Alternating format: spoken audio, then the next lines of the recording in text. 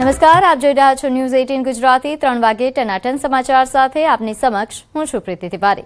સમાચારની શરૂઆત કરીશું નર્મદાથી, જ્યાં રાજપીપળા ખાતે આવેલી મુખ્ય પોસ્ટ ઓફિસ અને પાસપોર્ટ ઓફિસને બોમ્બથી ઉડાવી દેવાની ધમકી ભર્યો ઈમેલ મળતા સમગ્ર તંત્ર સતર્ક બન્યું છે।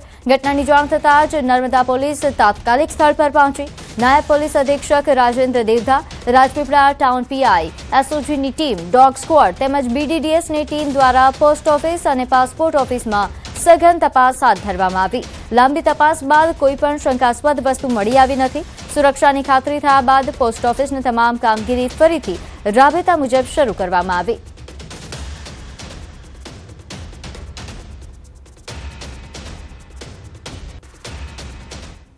ગુજરાતમાં એક મેલ આવ્યો છે કે જે ખાસ કરીને પોસ્ટ ઓફિસો છે ગુજરાતમાં, એ પોસ્ટ ઓફિસોને બોમ્બથી ઉડાવી દેવાની ધમકી મળી છે। તમે જોઈ શકો છો કે નર્મદા જિલ્લામાં પણ પોસ્ટ ઓફિસ ખાતે એક પોસ્ટ ઓફિસ ને પાસપોર્ટ ઓફિસ આવેલી છે।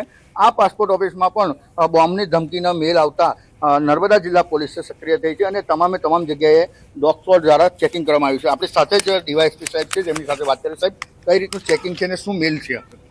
મેલ તો આમ તો નવસારી ડિવિઝનમાં ત્યાં જ આપેલો છે અને ત્યાં એ લોકોને ટૂમાં કરીને આપ્યું છે।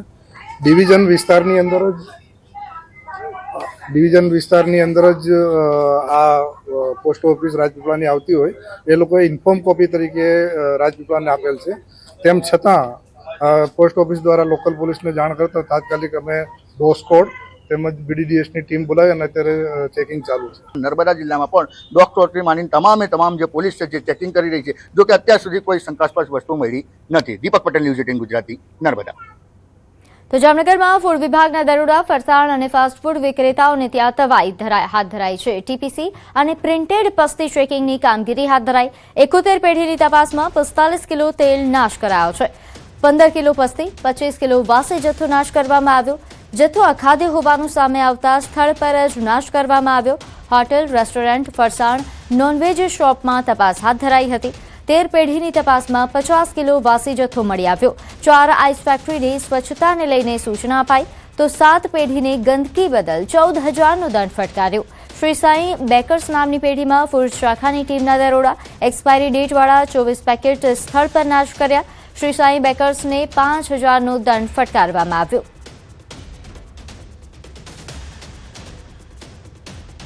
ખાદ્ય તેલ જે વપરાય છે તેમાં અમુક જગ્યાએ અમને ટીપીસી 25 અપ જોવા જણાવ્યું અને અમુક જગ્યાએ હાઇજીન અને હેલ્ધી ફૂડ હોવું જોઈએ એ ખરેખર પ્રોપર સ્ટોરેજ થયેલ ન હતું। તો આવી વસ્તુઓ અમે આશરે 25 કિલો જેવી પસ્તીનો નાશ કરાવ્યો છે। પ્રિન્ટેડ પેપર વાપરતા હતા એવા તમામ જગ્યાએ અને એને વોર્નિંગ આપવામાં આવ્યું। તેમજ ખાદ્ય તેલનો જથ્થો છે અખાદ્ય બની ગયો, બાયોડીઝલ, તો એવો 45 કિલો જથ્થો નાશ કરાયો છે। તો સુરતના કામરેજ કે જે હવે નકલી પ્રોડક્ટ્સ બનાવવાનું હબ બની ચૂક્યું છે, ફ્રૂટ બિયર બાદ હવે શંકાસ્પદ ઘીનું કારખાનું ઝડપાયું। કામરેજ પોલીસે નવાગામની શ્રીજી ઇન્ડસ્ટ્રીઝમાં દરોડા પાડ્યા। 103 કિલો શંકાસ્પદ ઘી જપ્ત કરવામાં આવ્યું। ઘી બનાવવામાં ઉપયોગમાં લેવાતી 112 કિલો મલાઈ કબજે કરાઈ છે। એફએસએલની ટીમને સ્થળ પર બોલાવી સેમ્પલ લેવામાં આવ્યા। સેમ્પલ રિપોર્ટ આવ્યા બાદ જ બહાર આવશે કે કેટલી મિલાવટ થતી હતી। હાલ કામરેજ પોલીસે આગળની તપાસ હાથ ધરી છે।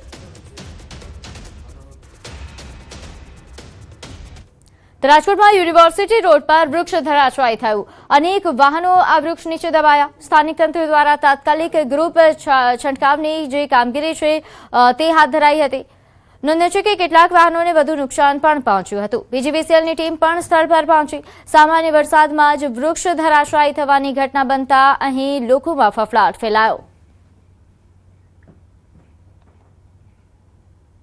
રાજકોટમાં સામાન્ય વરસાદમાં જ વૃક્ષ ધરાશયી થયું છે અને વૃક્ષ ધરાશયી થતાની સાથે જ કેટલાક વાહનો છે તે દબાયા છે। આ દ્રશ્યો જોઈ શકો છો, યુનિવર્સિટી રોડ પરના આ દ્રશ્યો છે।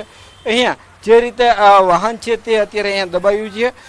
કેટલાક વાહનો છે તે વૃક્ષની નીચે દબાયા છે। અત્યારે જે રીતે ચોમાસાનો માહોલ જામ્યો છે અને વરસાદ આવતાની સાથે જ જે છે એ વૃક્ષો ધરાશય થવાની ઘટનાઓ પણ બનતી હોય છે, ત્યારે આ સીધા દ્રશ્યો જોઈ શકો છો. કેટલાક વાહનો છે તે વૃક્ષની નીચે દબાયા છે. સ્થાનિક લોકો દ્વારા છે તેમને તાત્કાલિક જે છે આ વૃક્ષને દૂર કરવાની કામગીરી હાથ ધરવામાં આવી રહી છે. મહાનગરપાલિકાને પણ જાણ કરવામાં આવી છે. અહીંયા PGVCLના અધિકારીઓ પણ પહોંચ્યા છે અને ખાસ જે છે અહીંયા જે વીજ તાર છે તેમને દૂર કરીને તાત્કાલિક આ જે વૃક્ષ છે તેમને દૂર કરવાની કામગીરી હાથ ધરવામાં આવી રહી છે. રાજકોટ શહેરનો આ જે યુનિવર્સિટી રોડ છે અહીંયા થોડી વાર પહેલા જે આ વૃક્ષ ધરાશય થયું હતું અને આજે સવારથી જ રાજકોટ શહેરમાં વરસાદી માહોલ જામ્યો છે, જેને લઈને શહેરમાં કેટલીક જગ્યાએ નાના નીચાણવાળા વિસ્તારોમાં પાણી ભરાયા છે તો કેટલીક જગ્યાએ વૃક્ષો ધરાશય થવાની ઘટના પણ સામે આવી છે. હાર્દિક જોશી, ન્યૂઝ 18 ગુજરાતી, રાજકોટ. સૌરાષ્ટ્ર યુનિવર્સિટી ખાતે વિરોધ પ્રદર્શન યોજાયું. ABVP દ્વારા આ વિરોધ કરવામાં આવ્યો. પરીક્ષા પરિણામ સહિતના મુદ્દે વિરોધ હાથ ધરાયો હતો. PhD સહિતના મુદ્દે વિરોધ કરવામાં આવ્યો. હોસ્ટેલ વ્યવસ્થા મુદ્દે વિરોધ કરાયો.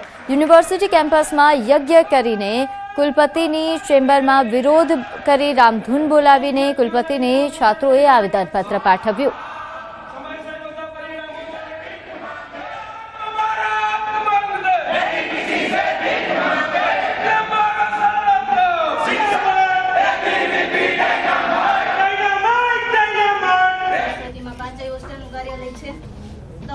યુનિવર્સિટીમાં PhDની જે બહેનો છે એમને ઘણીવાર રજૂઆત કરવામાં આવી છે કે અમારા માટે કોઈ હોસ્ટેલ ફાળવવામાં નથી આવતી. અલગ ડિવાઈડ કરીને જ્યારે PhDની બહેનો ત્યાં જાય છે રહેવા માટે તો માસી દ્વારા પણ એવી ધમકીઓ આપવામાં આવે છે કે તમારે ટેમ્પરરી છે, તમારે કોઈ પરમિનેન્ટ રહેવાનું નથી, ગમે ત્યારે તમને કાઢી નાખવામાં આવશે.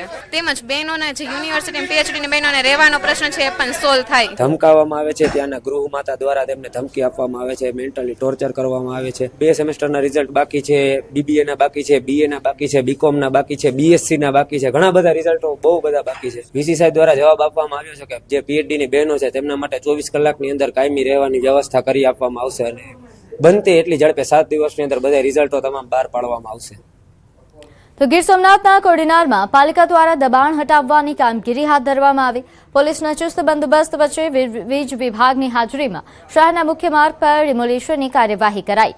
ઉના જાંપા વિસ્તારથી ફોરટ્રેક હાઈવેને જોડતા મુખ્ય રસ્તા પર આવેલા કબ્રસ્તાનની દિવાલનું દબાણ દૂર કરી રસ્તાને અવરોધ મુક્ત બનાવવામાં આવ્યો. તો મુખ્ય રસ્તાને અવરોધ મુક્ત કરવા માટે હાલ આ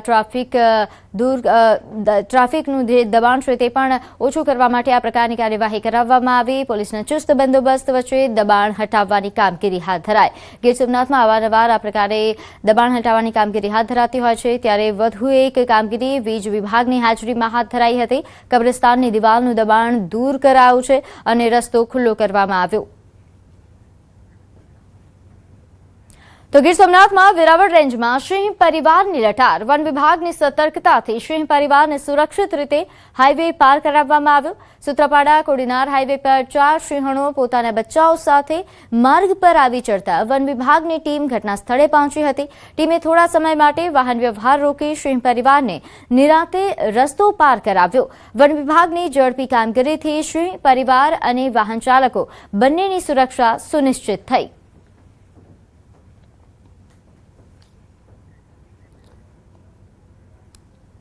તો વડોદરાના વાઘોડિયામાં ધીમી ધારે વરસાદ. લાંબા સમયથી વરસાદની રાહ જોવાતી હતી. અસહ્ય ઉકળાટ વચ્ચે નગરજનોને ઠંડક મળી. વાદળછાયા વાતાવરણ વચ્ચે વરસાદ વરસતા નગરજનોમાં આનંદ અને ધરતીનો તાત હવે સારા વરસાદની રાહ જોઈ રહ્યો છે.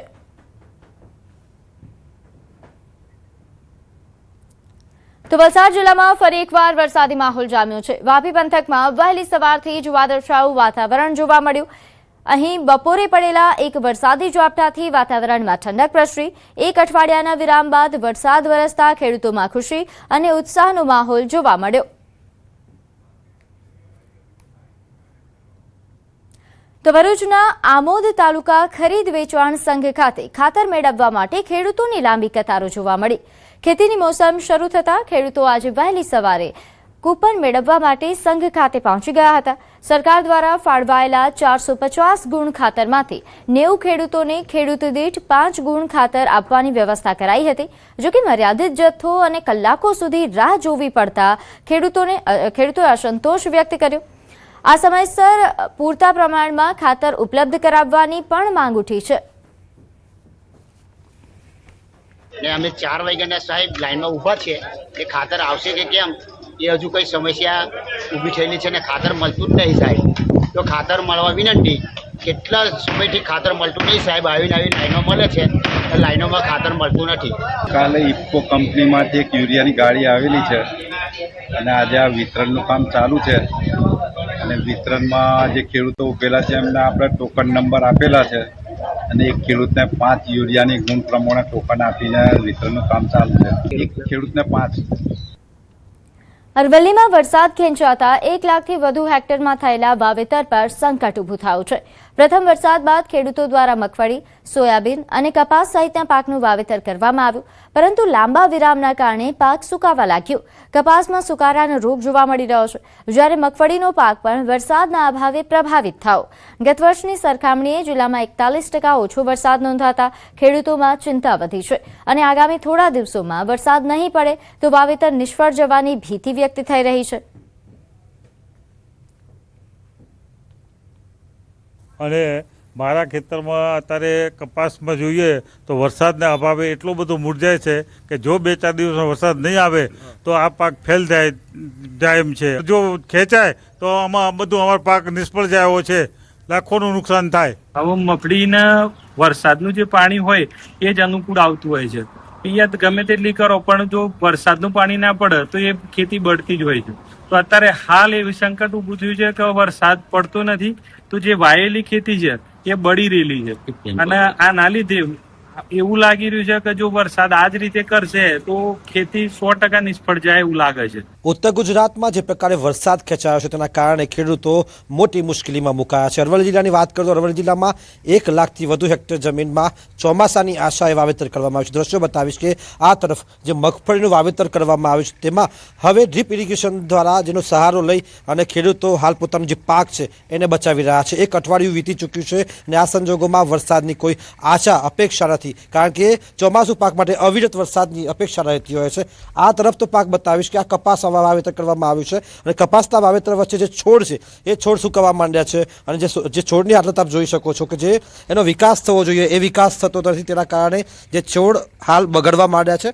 અને આ સંજોગોમાં ખેડૂતોએ હવે મુશ્કેલીમાં મુકાયા છે કે વીઘા દીઠ 5 થી 10 હજારનો ખર્ચ હવે માથે પડી રહ્યો છે. અગાઉ પણ સોયાબીનનું વાવેતર કરનાર ખેડૂતોએ સોયાબીન ઉખાડી અને ફેંકી દીધા છે, જેનું નુકસાન ખેડૂતોને વેઠવાનું આવ્યું છે અને જે વાવેતર કરવામાં આવ્યું જિલ્લાને તેના માટે ખેડૂતો મેઘરાજાને વિનંતી કરી રહ્યા છે કે અવિરત વરસાદ વરસે જેથી તેમનો પાક બચી શકે. હાર્દિક પટેલ, ન્યૂઝ 18 ગુજરાતી, અરવલ્લી. તો અરવલ્લીમાં છેલ્લા 10 દિવસથી તલાટી કમ મંત્રીઓની હડતાળના કારણે મહેસૂલ વિભાગની કામગીરી ઠપ થઈ, જેના કારણે હજારો ખેડૂતો પાણી પત્રક સહિત જમીન અને વારસાઈ સંબંધિત કામો માટે કચેરીઓના ધક્કા ખાઈ રહ્યા છે. તલાટીઓની હડતાળ વચ્ચે અત્યારે સામાન્ય ખેડૂત પીસાઈ રહ્યો છે. તલાટીઓનું કહેવું છે કે તેમની પાસે 22 થી વધુ વધારાની કામગીરી કરવામાં આવી રહી છે. સરકાર અને તલાટીઓ વચ્ચેના વિવાદમાં સામાન્ય ખેડૂત સૌથી વધુ મુશ્કેલીમાં મુકાયો છે. જ્યારે સમસ્યાનો વહેલો ઉકેલ નહીં આવે